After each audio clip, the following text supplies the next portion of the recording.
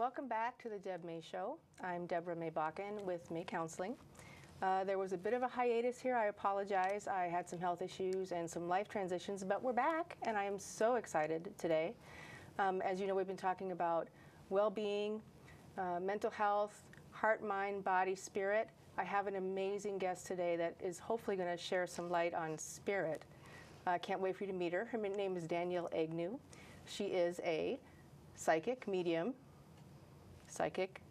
medium, author, Christian pastor, which I think is an amazing combination. So I want to read some of your accolades, if I may. Sure. Before we get you on. Okay, she's an incredible lady.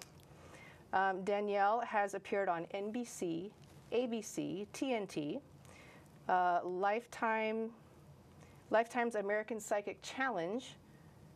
She's consulted on paranormal TV shows, the CW hit Supernatural. She was Psychic of the Year in 2012.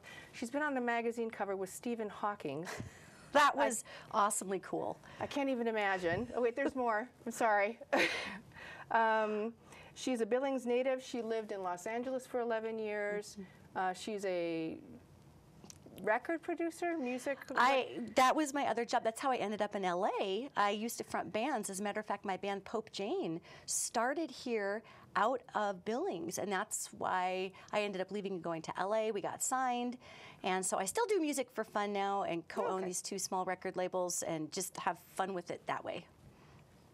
Amazing. I couldn't even fit it all in. Oh, and you are pastoring at the Unity Church in Billings. Yes, I am. And also Thursdays. You do some things in Barjan's as well, Barjan's bookstore? I do. We do a non-denominational interfaith service the second Sunday of every month down at Barjan's. And then I pastor the Thursday night services over at Unity Christian Church on 14th and Lynn here in Billings. And I'll take one Sunday a month, usually the third Sunday with them. And I neglected to mention you have a radio show as well. Yes, I do. I do.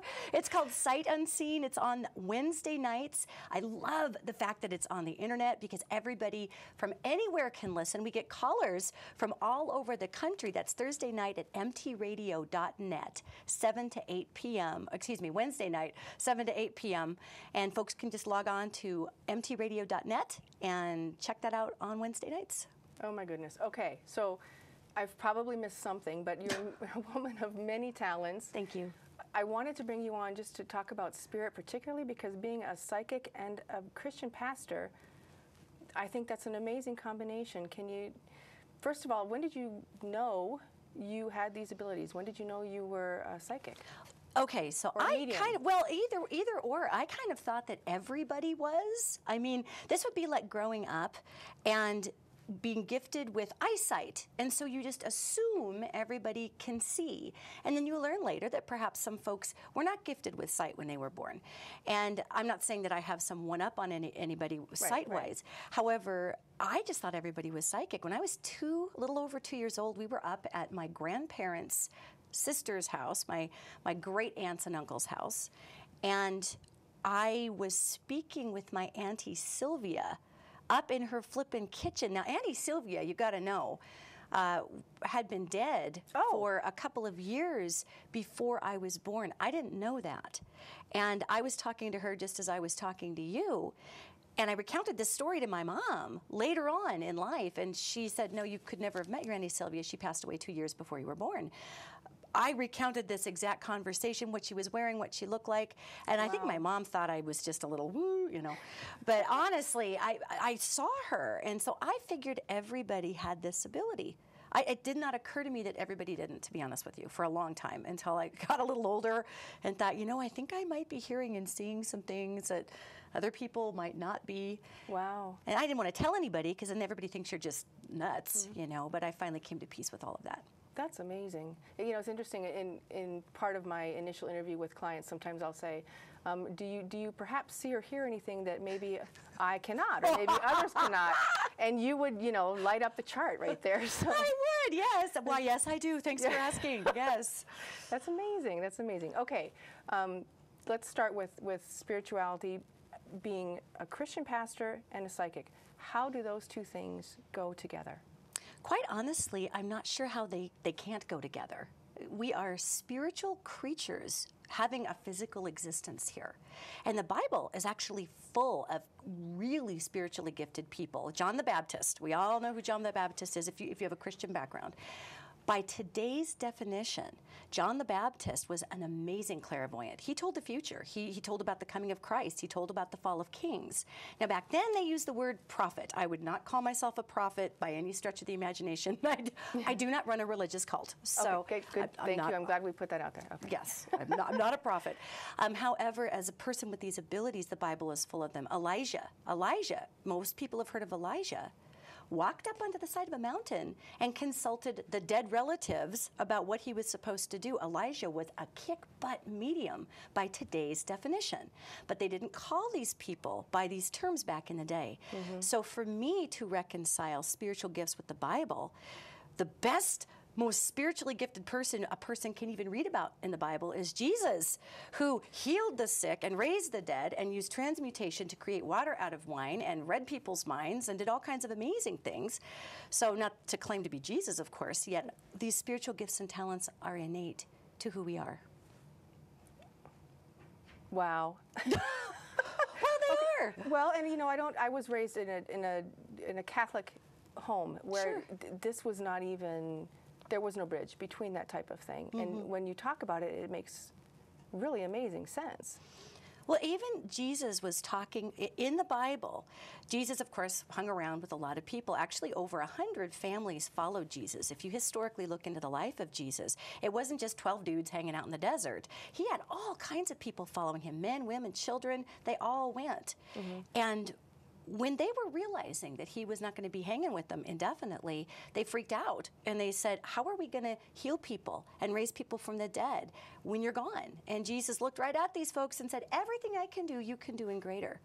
So if a person is a Christian and they follow the teachings of Christ, Christ himself talked about the fact that, see, these spiritual gifts and talents are innate. We really should use them. Oh, well, okay, when you say that, I'm going to tell a little bit. I talked with Danielle about perhaps having someone come in and reading them.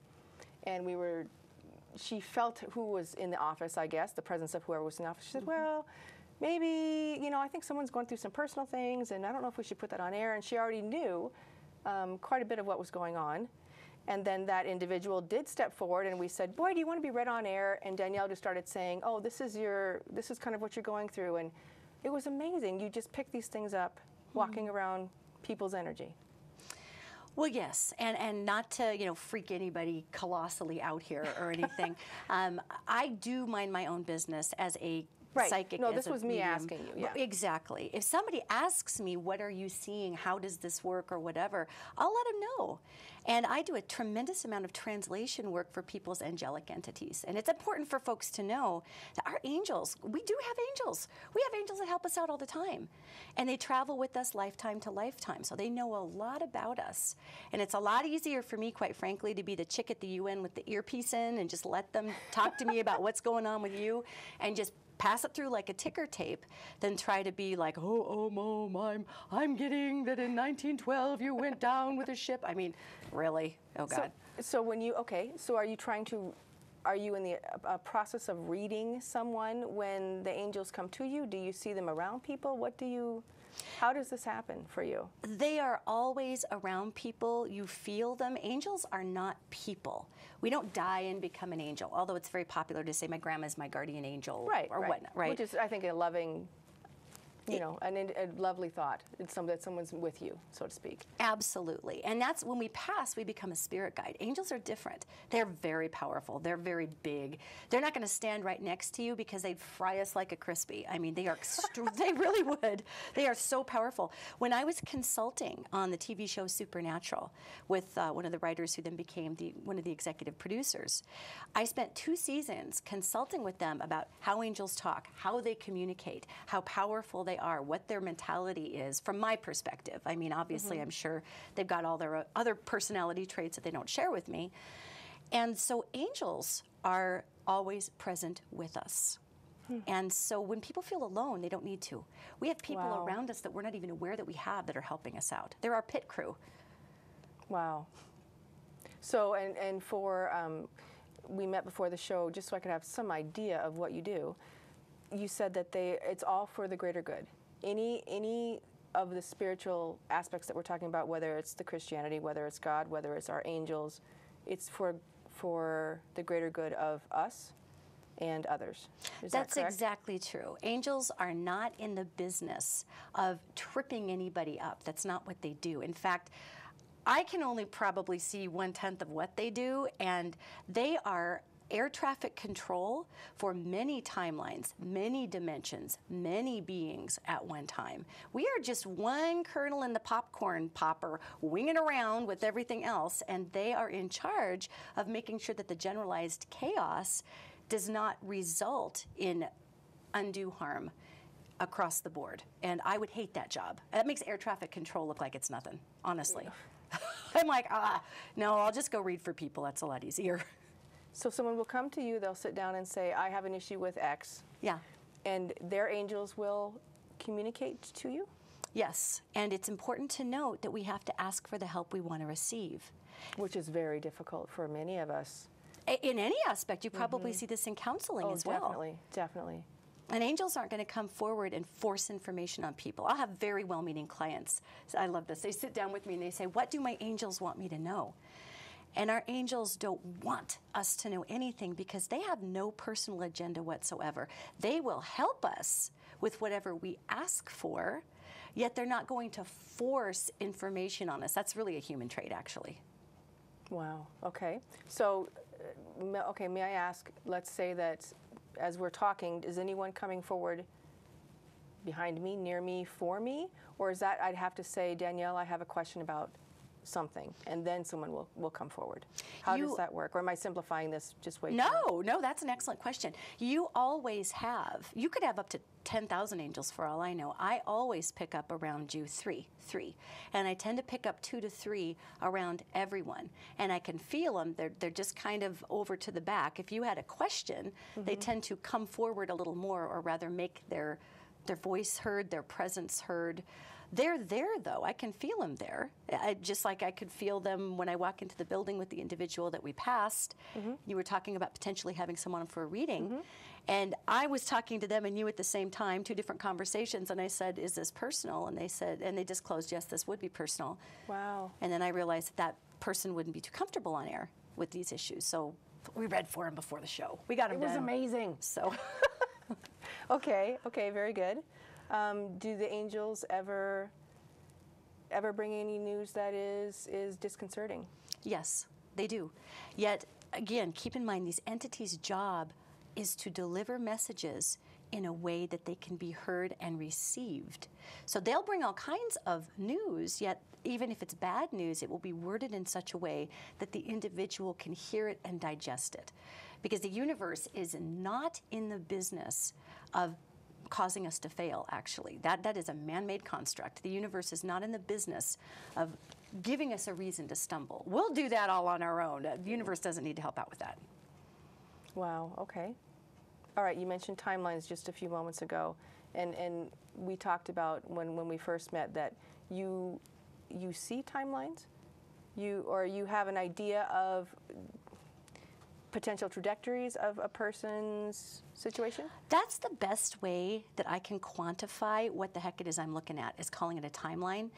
I will see between 4, the most I've ever seen was 9 for somebody. And what a timeline is, in my definition of it, I'll just define what I'm looking at here. It's the highest probability of action you're going to take with a defined result out here. Because we don't just have one future. That's ridiculous. I mean, that would completely eliminate all course of action of free will. And so when I'm looking at timelines, there's chunks of actions that you may take based on emotional decisions you are going to make, and usually they fall into some very major categories. So I'll see an outcome if you do this. I'll see an outcome if you do that. I'll see an outcome if you do this. And generally, a grouping of those timelines, like say there's 4 of them, generally 3 out of the 4 will have a like ending to them. And one will be kind of an offshoot. One would be, well, if you do this, this is going to happen. It doesn't look like that's the most probable thing. However, it's an option.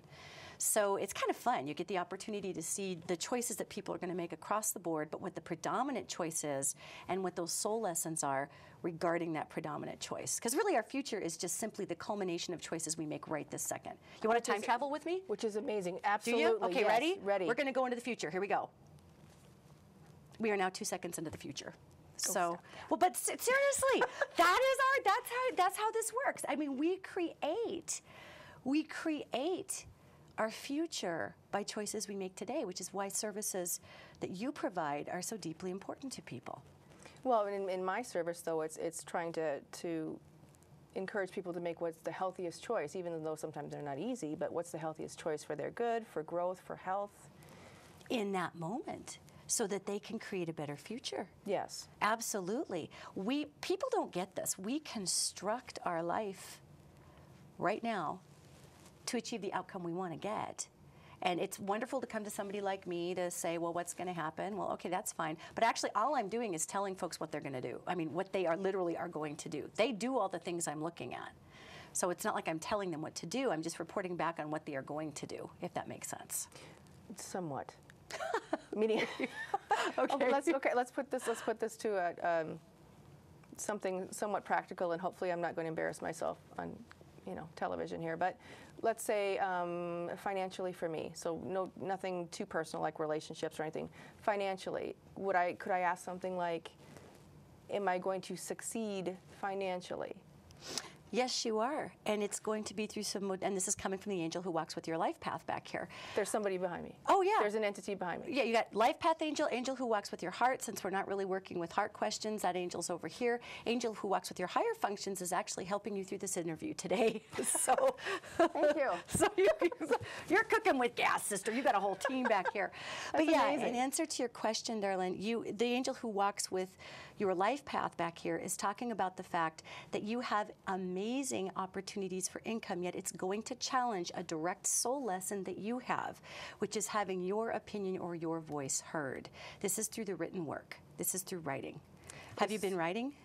Working on it, yes. Good. All right. Life's been a bit upside down, but yes, a soul lesson.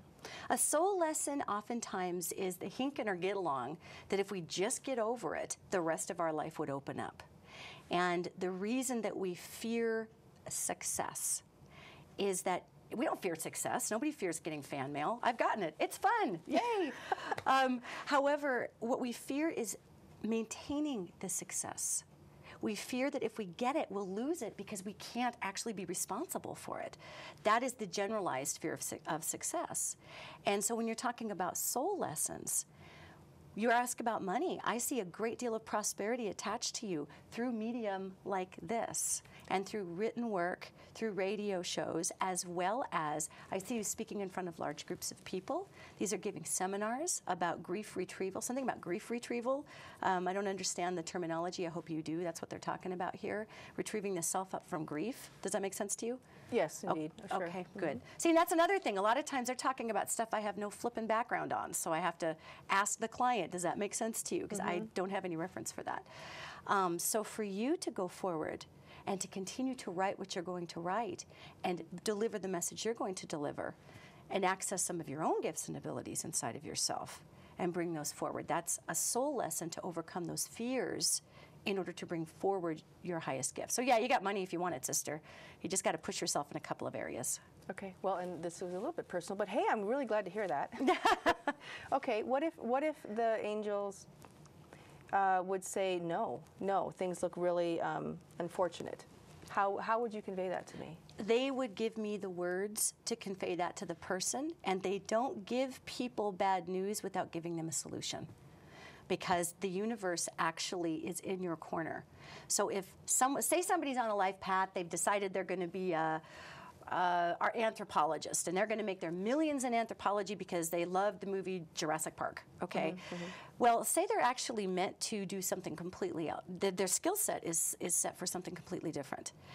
If they ask, am I going to make $1 million through anthropology? If the answer is no, we are all gifted with the ability to generate income.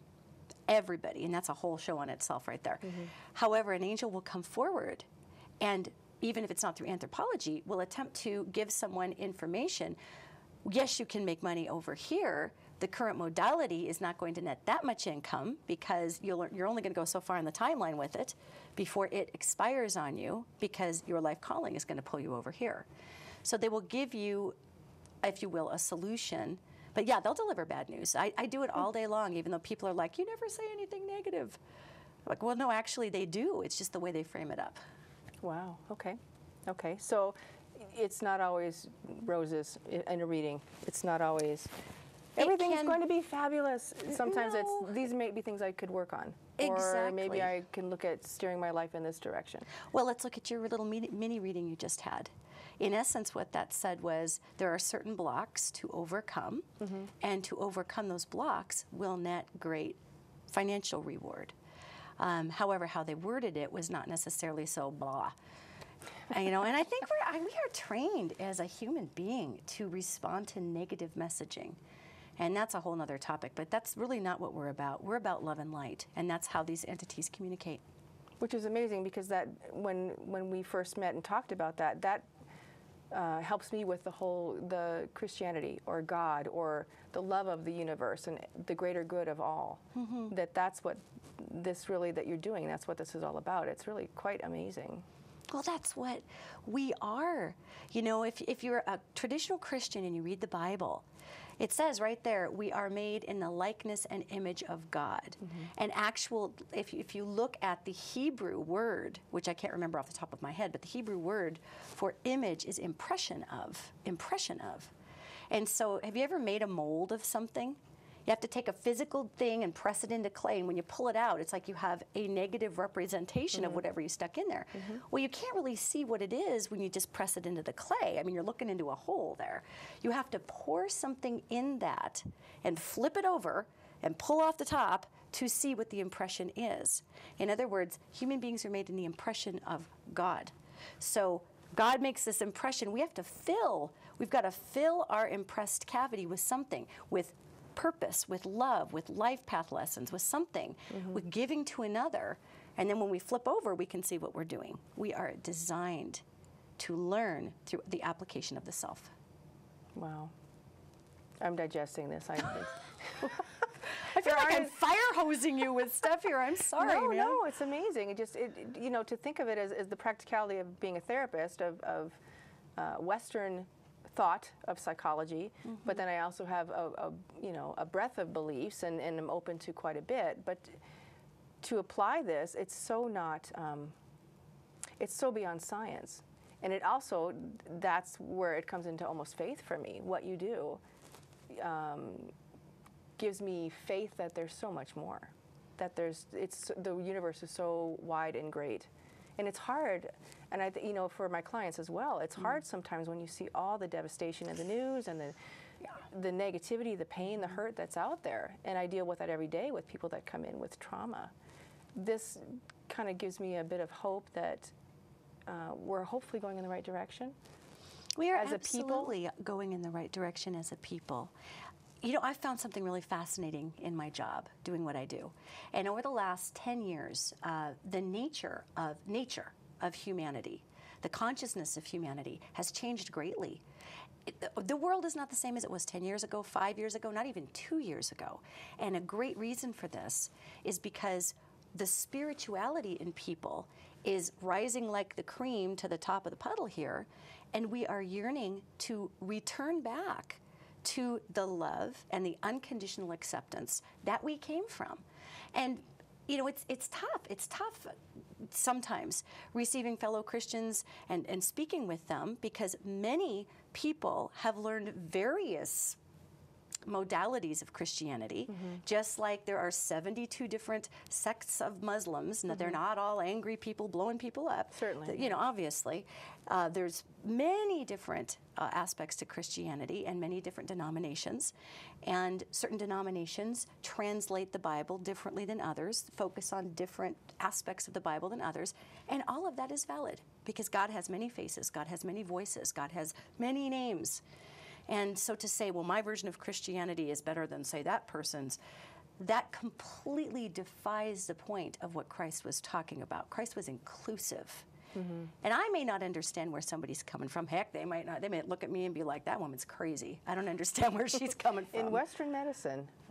Yeah, exactly. My poor you do see father. or hear things that others don't. But yes, certainly. Go ahead. Yes. Your father? No, my father, that reminded me of, my dad is a licensed psychotherapist. And when he read my book, True Tales of the Truly Weird, it talked about communicating with off-worlders and entities and all kinds of things. And my dad was like, is she schizophrenic subset? Did I miss this somewhere in her 45 years? But yeah.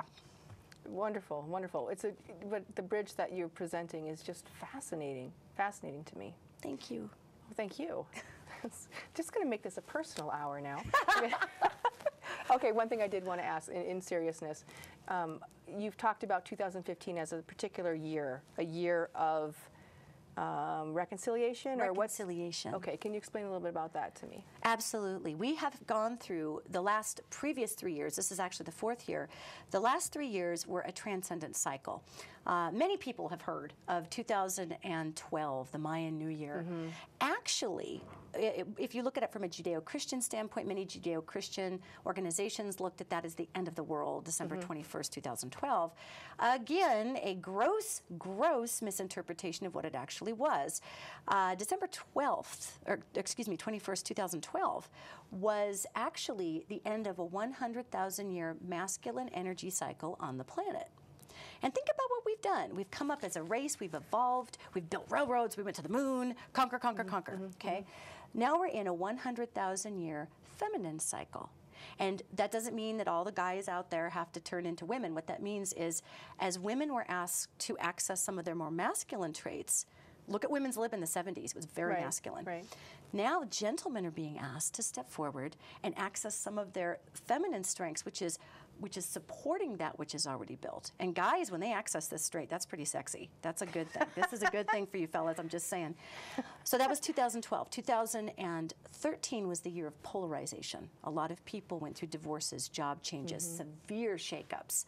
And that was for the purpose of putting like people with like groups, because 2014 was the year of illumination, where we had a big spotlight right on the self, and we had to look at ourselves, the good, the bad, the ugly. Who are we going to be? What are we going to bring to the world?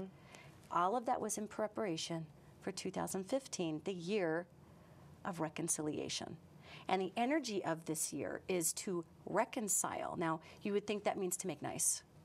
It also means pay the piper. If you owe lots of taxes, they're due.